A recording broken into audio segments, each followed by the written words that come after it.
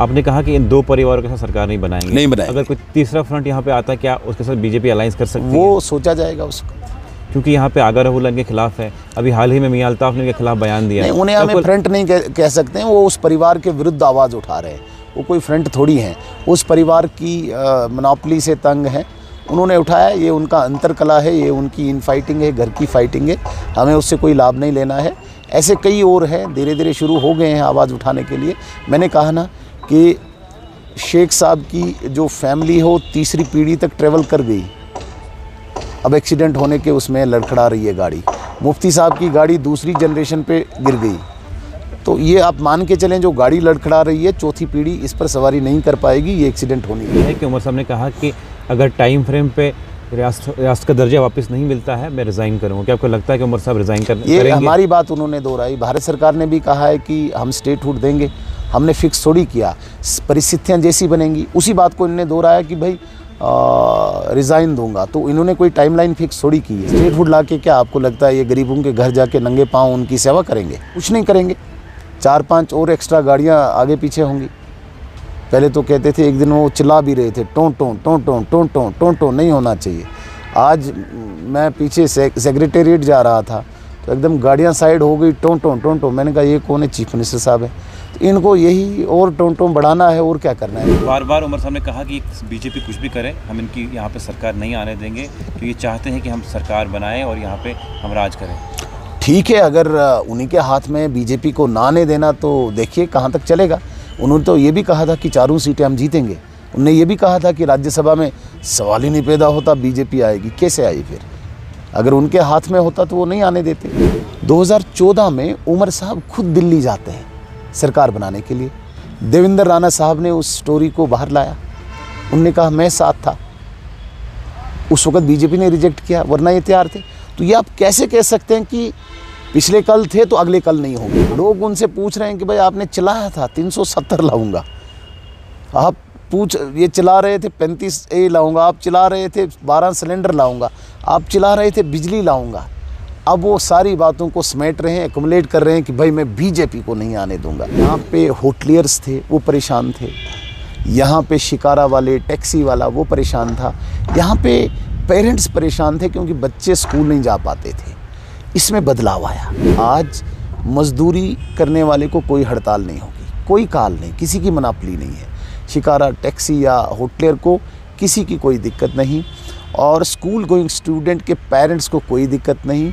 ये बहुत बड़ी बात है। और नौजवानों को तैयार किया जाता था, आतंकवादी बनाया जाता था, हथियार दिलाया जाता था, फिर वो मारे जाते थे तो और उसको ग्लोरीफाई किया जाता था, ग्लैमराइज किया जाता था।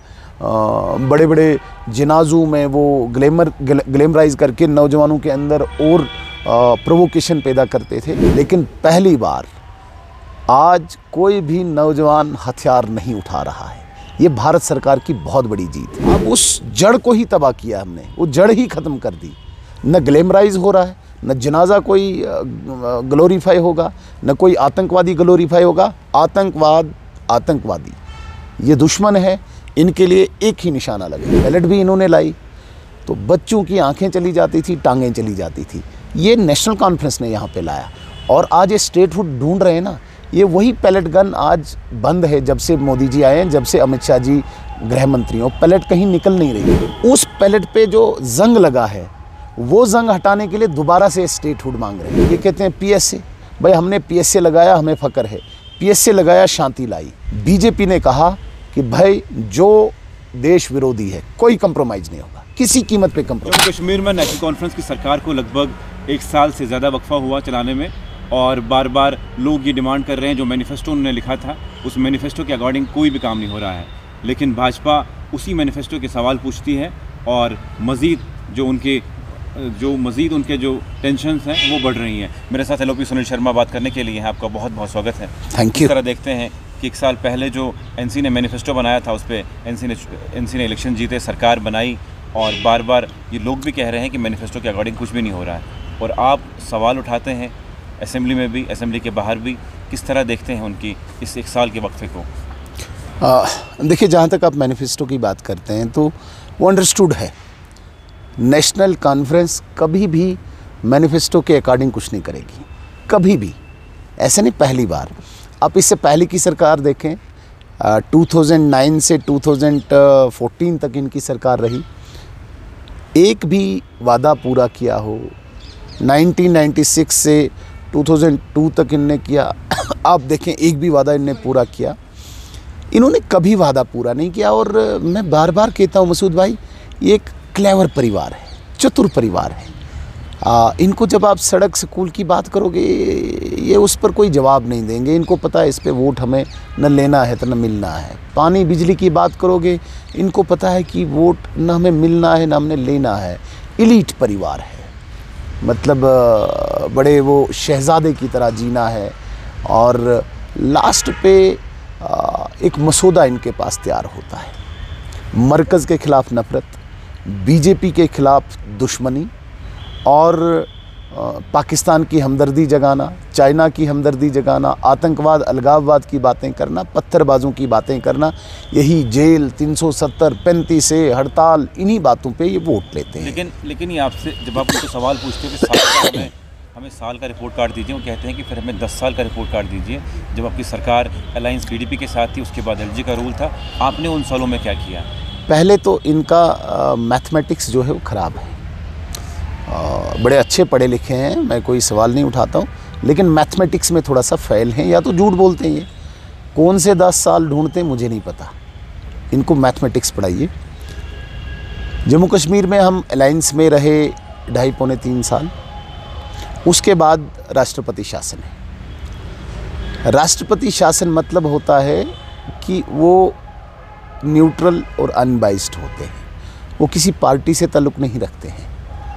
जिस प्रकार से एलजी साहब यहाँ पे रिप्रेजेंटेटिव हैं राष्ट्रपति के, तो वो जितने एनसी के उतने बीजेपी के भी हैं, उतने ही कांग्रेस और उतने पीडीपी के हैं। और आप राष्ट्रपति की गरिमा को क्वेश्चनेबल करते हो, आप गवर्नर की इस कुर्सी को सवालिया निशान खड़े करते हो, ये कहाँ की बुद्धिमानी है।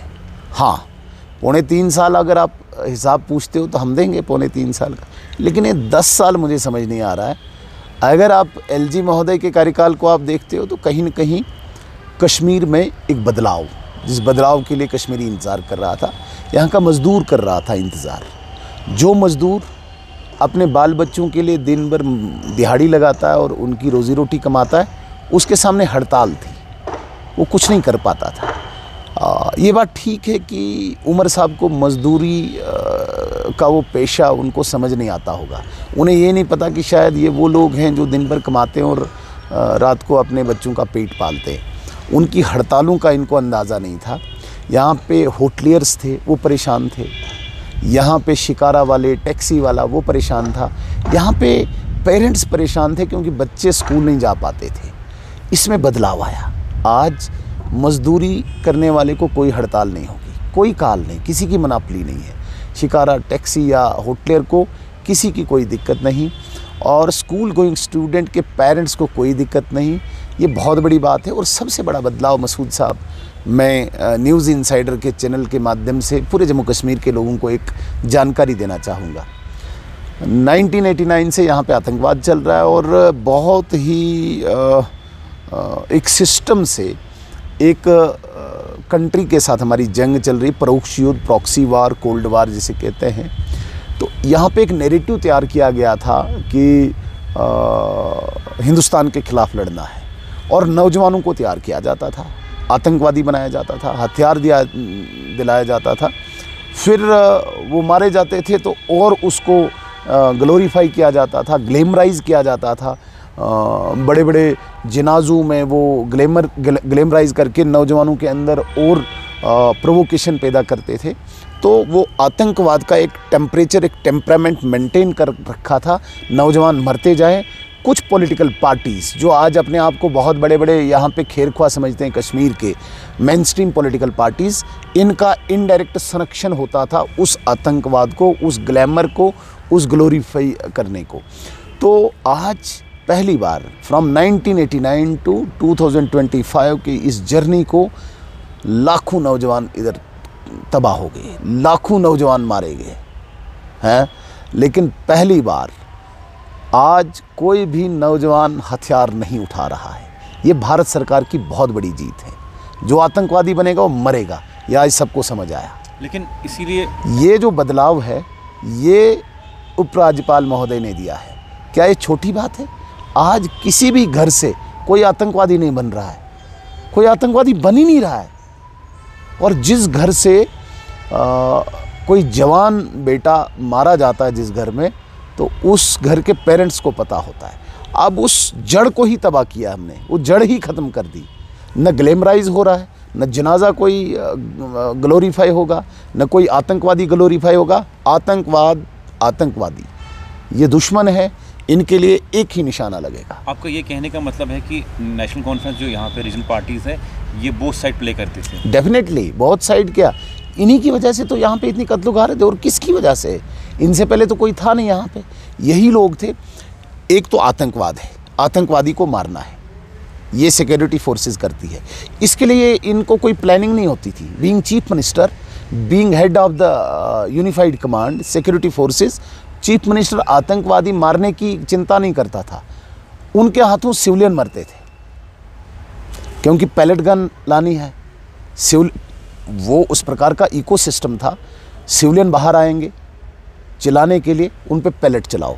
पैलेट भी इन्होंने लाई तो बच्चों की आंखें चली जाती थी, टांगें चली जाती थी। ये नेशनल कॉन्फ्रेंस ने यहाँ पे लाया।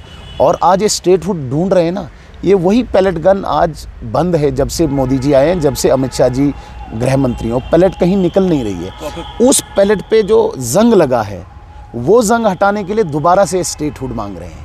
तो क्या वही स्टेटहुड दर्जा वापस दिया जाएगा, उसके बाद फिर से ये हालात खराब हो? बिल्कुल, ये उसी की तलाश में है। मैं बार बार कहता हूँ ना, आतंकवादी मारने को इनको फिक्र नहीं थी, ये सिविलियन मारने की तलाश में होते थे। ब्लड शेड होता, यहाँ पे टेम्परेचर वहीं पे बना रहता, इनकी लीडरी चलती।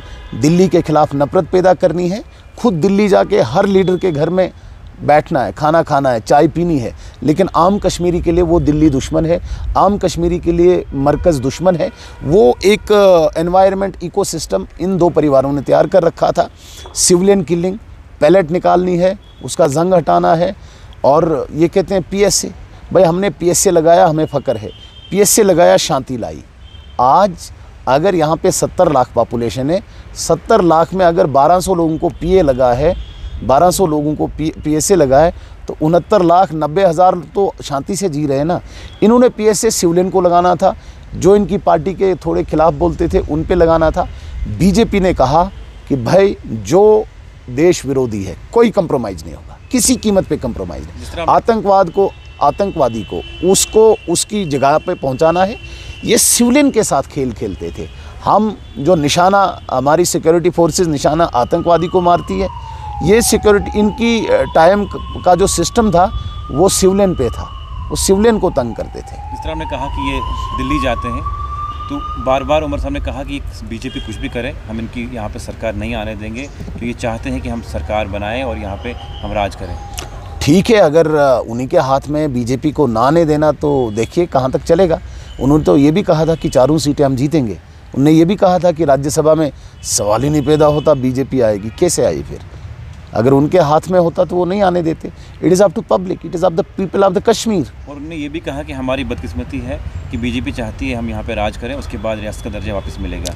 क्या यही सही बात है कि आप चाहते थे कि यहाँ जब हम आएंगे उसके बाद हम रियासत वापस? मसूद साहब, एक बात को मैं स्पष्ट करना चाहता हूँ, बीजेपी अगर आज भी सरकार में आएगी तो ये कतई भी नहीं है कि भाई बीजेपी के आने के बाद ही रियासत का वो दर्जा आएगा। रियासत का दर्जा अपने टाइम पे आएगा, अपने समय पे आएगा। उसके लिए बहुत ज़्यादा एजेंसीज़ लगी हुई हैं, कब वो देना है, क्या वो करना है, वो भारत सरकार का प्रोरोगेटिव है। वो इस बात को कह के डिवेशन करना चाहते हैं, क्योंकि लोग उनसे पूछते हैं आप क्या कर रहे हो। लोग उनसे पूछ रहे हैं कि भाई आपने चलाया था 370 लाऊंगा, आप ये चला रहे थे 35A लाऊंगा, आप चला रहे थे 12 सिलेंडर लाऊंगा, आप चला रहे थे बिजली लाऊंगा।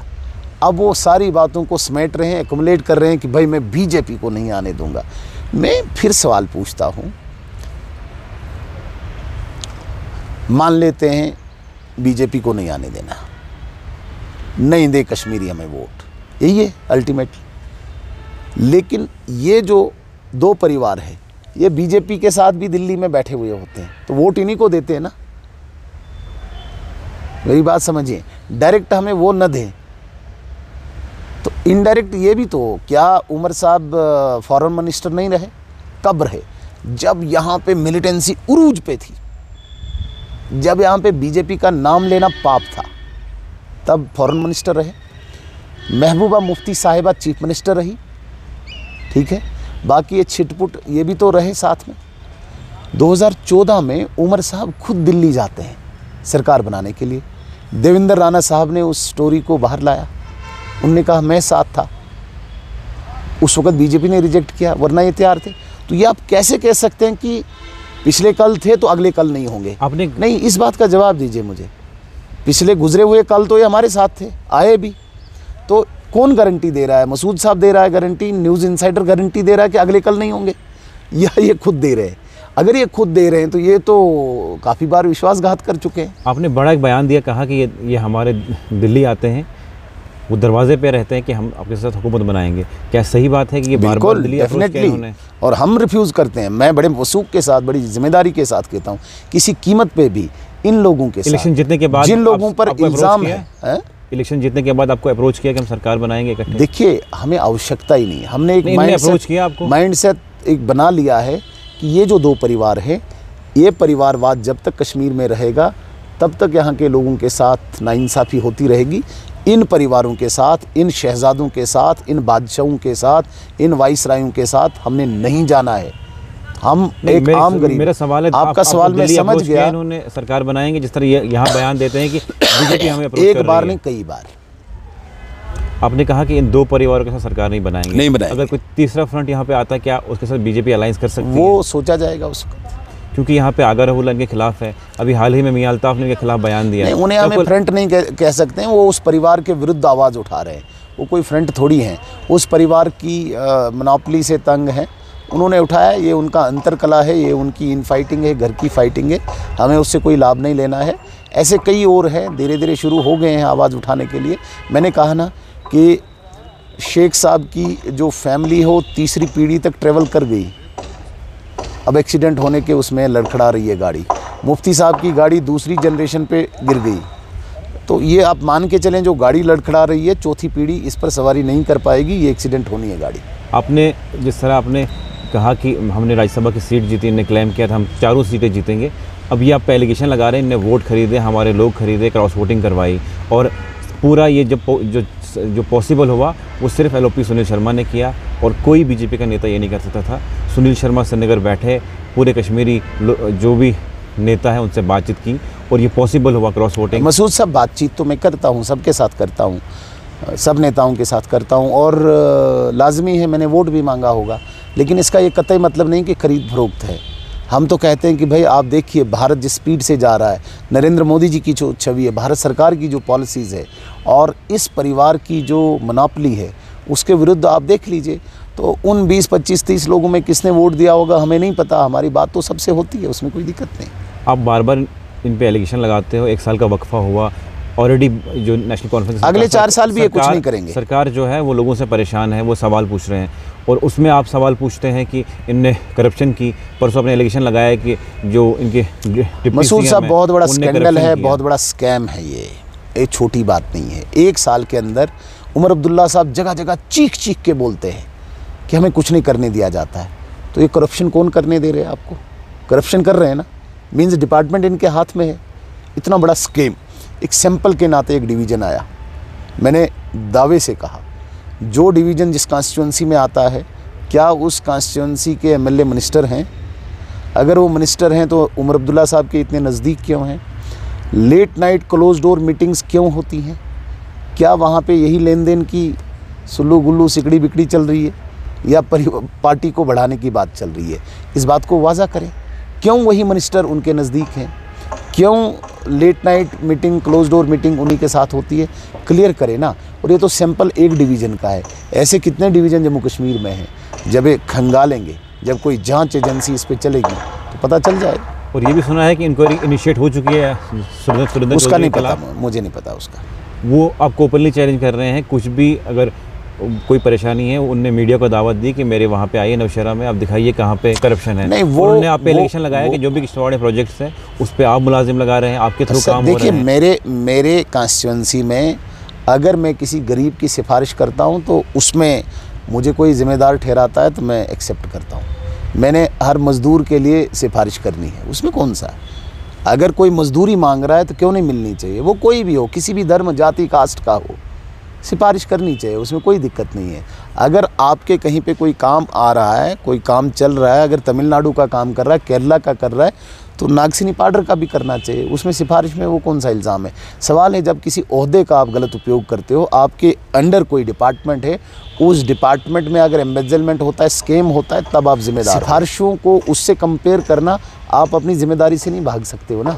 जिस तरह बार बार हमने उमर साहब से सवाल पूछा या नेशनल कॉन्फ्रेंस सवाल पूछा कि आपने जो मैनिफेस्टो में वादे किए थे वो पूरे क्यों नहीं हो रहे, उन्होंने कहा कि जो सेंटर से फंड्स आ रहे हैं वो ऑलरेडी बताया जा रहा है कहाँ पे फंड्स हम दे रहे हैं, कहाँ बजट दे रहे हैं, सेंट्रल लेकिन स्पॉन्सर्ड कोई स्पेशल ग्रांट नहीं मिल रही जम्मू कश्मीर को जहाँ से हम मैनिफेस्टो अपने के देखिए सर, इतना हम भी सरकार में रहे और जानते हैं, जो बजट प्रपोज किया जाता है से मैंने कहा 4,000 करोड़, 40,000 करोड़, 80,000 करोड़ मैंने डिफरेंट डिपार्टमेंट्स में प्रपोज किया है।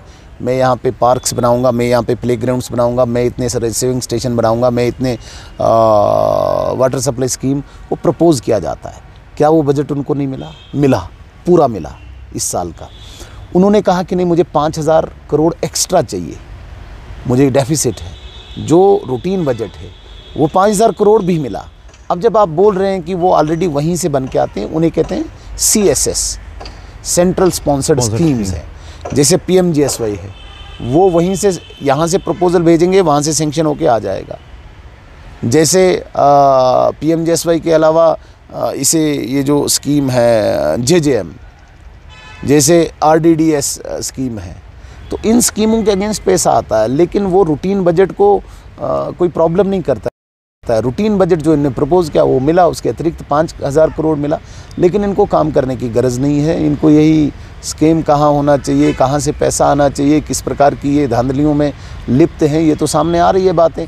जो सरकार ये कहे कि मुझे काम करने नहीं दे रही है, वो सरकार करोड़ों के स्कैंडल साल में कर रही है, तो ऐसे तो निकलते जाएंगे ना। क्योंकि उमर साहब ने बयान दिया, कहा कि LJ का रूल है, अफसर इनके अंडर है, हम कुछ भी काम कराएं अफसरशाही है, कोई मानता नहीं है। तो उसके लिए क्या किया जाए? चूँकि उमर अब्दुल्ला साहब चीफ मिनिस्टर हैं, तो अफसर उनके हाथ में दिए जाने चाहिए। जो ज़ाब्ता है यूनियन टेरिटरी का, क्या इन्होंने यूनियन टेरिटरी में चुनाव नहीं लड़ा था? स्टेट में तो नहीं लड़ा था ना, यूनियन टेरिटरी में लड़ा था, तो फिर मुकर क्यों जाते हैं? यूनियन टेरिटरी ऐसी चलती है। अब शहज़ादा है, शेख मोहम्मद अब्दुल्ला साहब के ख़ानदान का शहज़ादा है, ये चीफ मिनिस्टर बना है, लिहाजा ज़ाब्ते को तोड़ो, कानून को तोड़ो, नियम को तोड़ो, जो यूनियन टेरिटरी के रूल्स हैं उनको तोड़ के CM साहब के हवाले करो अफसर। ये थोड़ी होगा शहज़ादा आया है इसीलिए होगा, नहीं, ऐसा नहीं होता। आखिरी सवाल ये है कि उमर साहब ने कहा कि अगर टाइम फ्रेम पे रियासत का दर्जा वापस नहीं मिलता है, मैं रिज़ाइन करूँगा। क्या आपको लगता है कि उमर साहब रिज़ाइन करेंगे? ये हमारी बात उन्होंने दोहराई। भारत सरकार ने भी कहा है कि हम स्टेटहुड देंगे, हमने फिक्स थोड़ी किया, परिस्थितियाँ जैसी बनेंगी उसी बात को इन्होंने दोहराया कि भाई रिज़ाइन दूंगा। तो इन्होंने कोई टाइमलाइन फिक्स थोड़ी की है। हो सकता है वो चीज़ें सेम मिल रही हो, वो भी परिस्थितियों को देख रहे हो, तो परिस्थितियाँ ठीक होंगी ये रिज़ाइन नहीं देंगे, परिस्थितियाँ ठीक होंगी स्टेटहुड होगा। तो इतनी मॉरलिटी थी तो वो कहते ना कि भाई 4 महीने में रिज़ाइन दूंगा, वो थोड़ी बोला। हो सकता है वो 2 टेन्योर के बाद दे, अभी अगला टेन्योर कभी उनका कभी आए तो तब दे, तो फिक्स नहीं किया। ये वही अमित शाह साहब ने कहा कि स्टेटहुड आएगा, वो हमारा एजेंडा है, हम लाएंगे, लेकिन परिस्थितियाँ जब ठीक होंगी। इनने भी कहा मैं रिज़ाइन दूंगा, कोई टाइमलाइन फिक्स थोड़ी है। वही अमित शाह साहब की बात को इन्होंने दोहराया। ये राज करना चाहते हैं या सच में रियासत का दर्जा वापस लाना चाहते हैं, जो बार बार ये बयान देते हैं? देखिए, रियासत का दर्जा ये चाहते हैं दिल से कि वापस आ जाए, वो बीजेपी का एजेंडा है, उसमें इनको मांगने की ज़रूरत नहीं है, न इनको जाने की ज़रूरत है। ये अपनी बादशाहत जो खोई हुई है ना, उसको वापस लाना चाहते हैं। इसके अतिरिक्त इनको स्टेटहुड से कोई लेना। स्टेटहुड ला के क्या आपको लगता है ये गरीबों के घर जाके नंगे पाँव उनकी सेवा करेंगे? स्टेटहुड मिलने के बाद ये क्या गांव-गांव जाके कोई जादू करेंगे क्या? कुछ नहीं करेंगे। 4-5 और एक्स्ट्रा गाड़ियां आगे पीछे होंगी। पहले तो कहते थे, एक दिन वो चिल्ला भी रहे थे, टों टों टों टों टों टों टों टों, नहीं होना चाहिए। आज मैं पीछे सेक्रेटेरिएट जा रहा था, तो एकदम गाड़ियाँ साइड हो गई, टों। मैंने कहा ये कौन है? चीफ मिनिस्टर साहब है। तो इनको यही और टों बढ़ाना है और क्या करना है इनको? कोई गरीब की गरज है क्या? ये किसी गरीब को नौकरी देंगे क्या? ये किसी गरीब को पानी बिजली देने जाएंगे क्या? ये गरज ही नहीं है इनको। तो इनको बादशाहत खोई हुई है, वो वापस दे दो। उसी को ये नाम देते हैं स्टेटहुड। असल में बादशाहत है। स्टेटहुड इनकी नॉमेनक्लेचर में नहीं, इनकी डिक्शनरी में नहीं है। चलिए, बहुत बहुत शुक्रिया। मेरे साथ LOP सुनील शर्मा बात करने के लिए थे। जम्मू कश्मीर में एक वक्फा से ज़्यादा नेशनल कॉन्फ्रेंस की सरकार को हुआ, किस तरह काम कर रही है और क्या आगे होगा, इस सब पे बातचीत हमने की। आप किस हद तक सहमत हैं कमेंट सेक्शन में ज़रूर लिखिएगा।